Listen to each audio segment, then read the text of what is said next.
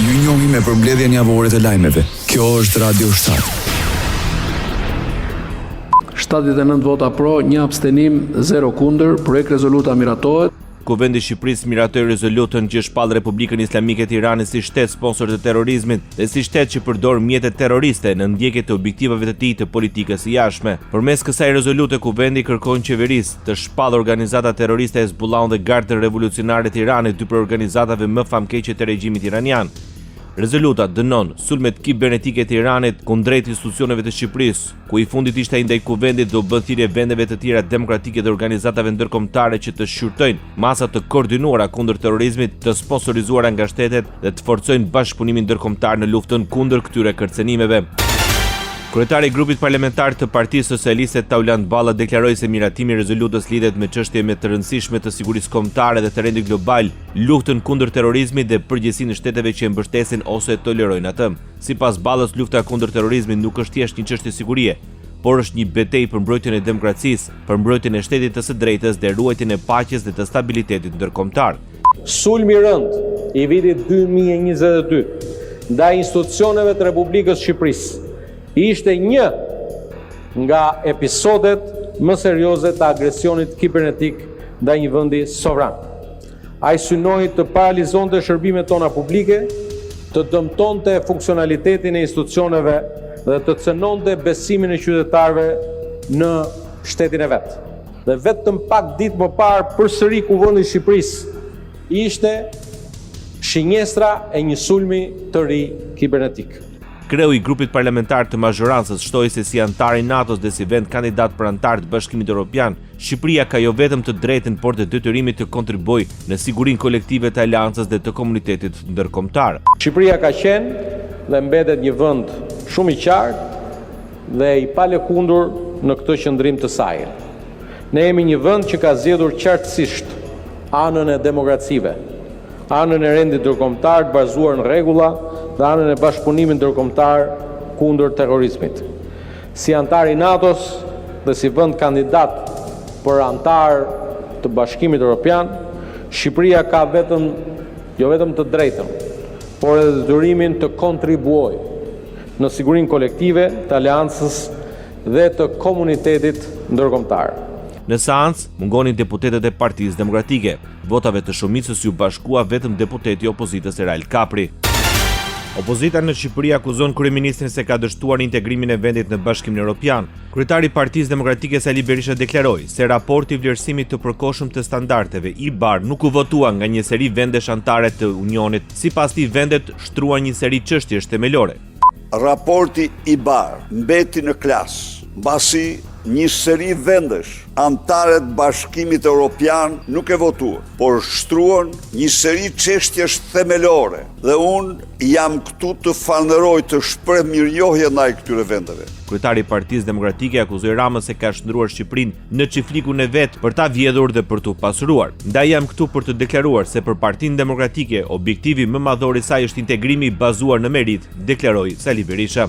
Njeriu që për muaj të tërë nxirrte nga xhepi një pasaport falso kalpe dhe u thoshte kjo është pasaportë europiane për ju që u garantoj unë, e ndroi. Nxjerr pasaport në Beogradi, pasaport në Vučićit. Ky është zhvillimi dramatik sepse ai mbron vjedhjet e tij. Dhe një gjë njerëzisht, duhet t'u them partnerëve tanë se cili do që ju thot ju të nderuar miq dhe të dashur, se imuniteti, çështja e imunitetit të Ballukut është sipas interpretimeve shqiptare, është një mashtrues i paguar ose i papaguar nga Edi Rama.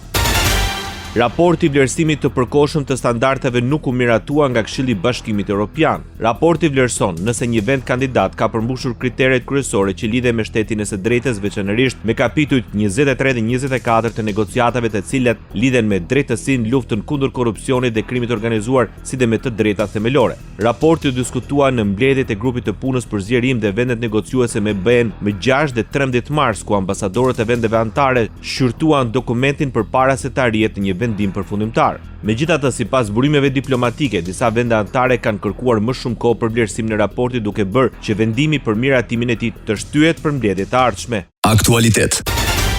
Pas gati 8 muaj seancë paraprake, gjykata kundër krimit të organizuar dhe korrupsionit vendosi të kalojë për gjykim dosjen ndaj ish-presidentit Ilir Meta, ish-bashkëshortes së tij Monika Kryemade dhe 3 personave të tjerë. Gjyqi ndaj 5 të pandeurve do të nisë pasi të zgjidhet treshja e gjyqtarëve relator, ndërsa gjyqtarja e seancës paraprake Irena Gjoka rrëzoi të gjitha kërkesat për pavlefshmëri dhe papërdorshmëri të provave.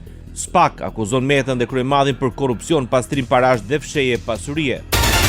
Avokati Ilir Metës, Kujtim Cakrani, deklaroi se ndonse gjykata pranoi se ka mungesë të provave, injoroi kërkesat të pandeurve për t'i plotësuar duke thënë se çështja do të gjykohet në themel. Sipas tij, me vendimin e fundit, gjykata vendosi përfundimin e çështjes ligjore dhe fillimin e çështjes politike. Gjykata përsëri nuk u ngrit dot në lartësinë që kërkon detyra, ja kaloi çështjen për gjykim duke na thënë që këto çështje mund të zgjidhen vetëm në themel, që do të thotë që gjykata e themelit do të bëj edhe prokurorin, do të bëj edhe gjyqtarin. Unë nuk e kuptoj dot këtë vendim të gjykatës, pavarësisht se ne e prisim një vendim të tillë, por menduam që gjykata të ngrihet në lartësinë e që e kërkon ligji, që e kërkon detyra. Ndërsa për ish-bashkëshorten e presidentit Monika Kryemadi, kjo është një drejtësi qesharake. Ka një gjë shumë të mirë ky vendim, sepse për në Strasburg, për hir të vërtetës, zotit Meta i jep një shans shumë të madh, jo vetëm për të zbardhur çështjen në lidhje me veten e tij, por i jep një rast shumë të madh edhe për të treguar të gjitha ato miliona dollar që taksapaguesit amerikan dhe europian kanë paguar për një sistem drejtësie, me të cilët kryepolicët e prokurorisë, po themi, që thon afërmend që gjykata do marrë vendimet tona, siç është ajo të gjithë jemi të barabartë përpara drejtësisë, duke kjo GKK-ja ta bëjmë me gërma të arta, afërmend gjykata merr vendimin që thot prokuroria. Kryetari i Partisë së Lirisë Ilir Meta deklaroi se përfundimi i seancës paraprake na jep lirim për të çmentuar publikisht të gjitha gënjeshtrat, falsifikimet dhe mashtrimet që ndodhen në Pashikuj. Sipas Metës, Rama Forma ishte një drejtësi me regji për të shtuar korrupsionin me përmasa skizofrenike në Shqipëri, siç e provoi dhe raporti Transparency International. Prokuroria e posaçme në Shqipëri dërgon për gjykim ish-zëvendës kryeministrin Arben Ahmetaj dhe 10 të pandeur të tjerë, lidhur me një fraksion të dosjes së inceneratorit të Elbasanit. Për gjykimin e dërguar, ish-zëvendës kryeministri Ahmetaj, bashkëshortja Eriola Hoxha dhe ish-bashkëshortja Albina Mançka të akuzuar për fshehje të pasurisë dhe pastrimi i produkteve penale e korrupsion. Nga hetimet, Arben Ahmetaj akuzohet se ka konsumuar veprën penale të korrupsionit pasiv në 9 raste. Sipas PAK, Ahmetaj ka përfituar nga Klodian Zoto dhe Mirel Mërtiri si përmarrës të inceneratorëve shumë të konsiderueshëm parash nëpërmjet pagesave apo shitjeve fiktive. Dyshohet se i ka fshirur pasurinë apo ka bërë deklarim të rrem të ardhurave në 15 raste në bashkëpunim me bashkëshorten dhe ish-bashkëshorten e tij. Sociale. Pastrimi i vijon të mbetet sfidë për bashkitë në Shqipëri në prag të hapjes së turizmit për sezonin veror. Ministri i Pushtetit Vendor, Ervin Demo, premtoi se qeveria vazhdon të mbështesë bashkitë me instrumentet e duhura për të realizuar këtë shërbim. Pastrimi vazhdon të jetë një sfidë territor, qeveria vazhdon që të mbështesi bashkitë me instrumentet e duhur për të realizuar këtë shërbim. Kuptohet ne nuk jemi në lartësinë e duhur, ne duhet ta pranojmë këtë fakt, është e rëndësishme që ne t'ia vëmë emrin problemit dhe pastaj mund të kemi mundësi që të gjejmë zgjidhje. Ne besojmë që ka akoma shumë hapësirë për të përmirësuar për sa i përket menaxhimit të mbetjeve në tërësi. Lidhur me qasjen institucionale, ministri premtoi se po shihet ndërtimi e një modeli të ri të qëndrueshëm. Kjo nuk duhet të jetë një gjë sezonale, kjo nuk duhet të jetë një gjë thjesht për sezonin turistik, por duhet të jetë një qasje e strukturuar institucionale, duhet të filluar në nivel vendor, por patjetër edhe për agjencitë e qeverisë qendrore. Ne jemi duke ndërtuar, që të jemi sinqert, ose jemi në fazën e diskutimit edhe me Ministrinë e Mjedisit, edhe me aktorë të tjerë institucional, por edhe me vetë bashkitë, për të ndërtuar një model shumë të qëndrueshëm, sidomos kur flasim për mbetjet në të gjithë pjesët e territorit. Deklaroi ministri i Pushtetit Vendor Ervin Demo. Ndoqët për mbledhjen javore të lajmeve. Kjo është Radio 7, zëri pozitiv i qytetit.